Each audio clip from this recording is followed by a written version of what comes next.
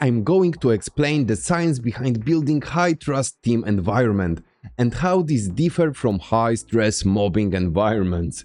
All of this insight comes from over a decade of experience and dozens of scientific research studies. Let's start with mobbing.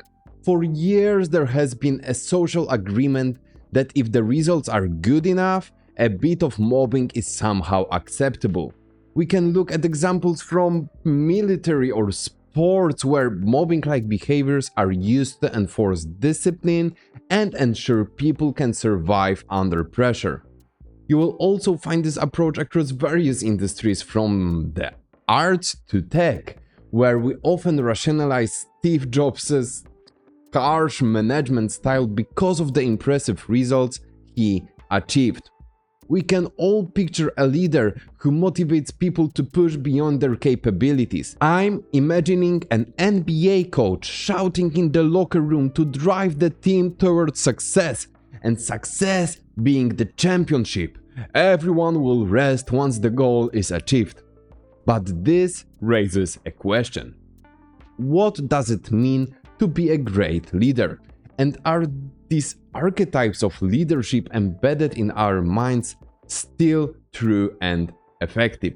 While I don't claim expertise in sports or military, I know that high-stress environments are as common in corporate structures as they are in there. And here is why stress environments won't work in our world and teams. Regular jobs don't have a clear goal like a championship. It's more of a marathon. We'll be working for 35 years without public fame or a big NBA salary. So why should we just try to survive? The answer is I don't think we should. It will lead to burnout, resignation, lower long-term effectiveness, and mental health problems. So how can we achieve the ultimate outcome our teams and us are getting paid for? So to deliver results effectively? I believe there is a way to do this, and the phrase I use for it is high pressure, low stress environment. Let's talk about it and how it differs from the high stress model. Both are high pressure, but they differ in stress levels. I love this high pressure, low stress name because it is exactly describing the kind of environment I enjoy creating and working in. If you are wondering how to achieve that in your world, let's tackle this question by splitting the problem into two parts. First, how to create high pressure, and second, how to create low stress. We'll start with the latter, so low stress. The key component of low stress environments are safety, trust, inclusion, acceptance, support, and belonging. Here is how you can build this.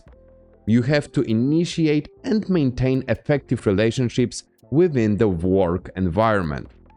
Not only between you and your team, but also among peers. Create processes and ways of working that build collaboration and teamwork. One example might be pair programming, which is a great tool not only for delivering results, but also for bonding. A report from the Society for Human Resource Management found that workplace relationships were the top contributor to employee satisfaction, with 77% of respondents emphasizing their importance. The next key is trust. And trust takes time. People need to learn that you are trustworthy and that you won't use what they share against them. You build this every day during retros, one-on-ones, on random interactions. Be as honest and transparent as possible and show that you trust them by sharing information that demonstrates this. If you are consistent, they will appreciate that and the trust will develop naturally. It's essential that people see you are working in the team's best interest. When you ask about status updates, it should be clear that it's to benefit the team, not to micromanage. A Harvard Business Review article reported that employees at high-trust companies have more energy at work, higher productivity, and are more engaged compared to those in low-trust companies. The Great Place to Work Institute found that companies with high-trust cultures outperform those without by nearly 50%. So, two employees do the work of three. One obvious explanation is that employees feel empowered to make quicker, more effective decisions, which significantly enhances operational efficiency.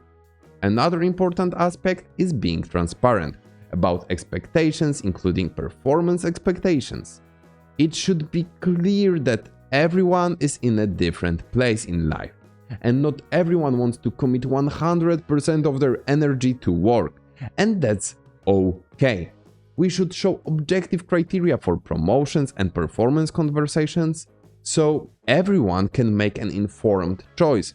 It's up to each individual to decide on the split between the work and life. And as long as they are not underperforming for a long period of time, you are there to support them.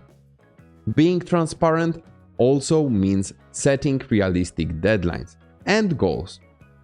It's about ensuring manageable workloads. People need breaks and have different working styles. Sometimes I work at 140% and then I slow down to 20%. And it works for me. Others might work steadily at 70 or 90% all the time. And that's fine too. Understanding these differences is why we should be objective driven without enforcing specific behaviors. By the way, if you're enjoying this video or find it useful, please press that like button. I'll wait. Okay, so that's low stress. Now, how can we add high pressure to the mix? In my videos, I've talked a lot about task significance and complexity and how they build job satisfaction and engagement. Multiple studies back this up. A high-pressure environment doesn't mean constant work. It's about strategically applying effort and creating tasks that stretch people just enough to ensure their growth. But obviously, with respect to everything we said in low-stress section. We need to be efficient at coordinating people and processes to achieve good results. If someone is in their 150% effort zone, let's utilize it and stretch them. If someone else is at 40% because of personal issues, let's assign smaller tasks to them. As long as no one is underperforming for extended periods of time, it's all good. We all have to encourage this problem-solving and decision-making attitude at all levels and provide support only when necessary. Empowering team members builds their confidence and fosters ownership.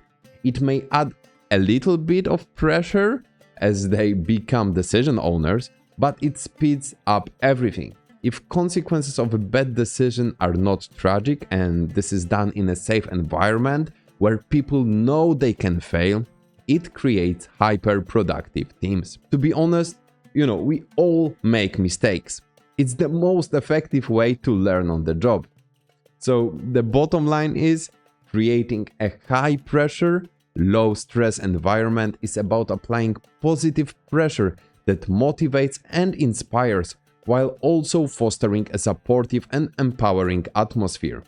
This approach keeps team members engaged and productive without feeling overwhelmed, which is leading to sustainable performance and a healthier workplace culture. If you want to grow further as a manager, here are some recommended videos for you. Thanks, and I will see you next time.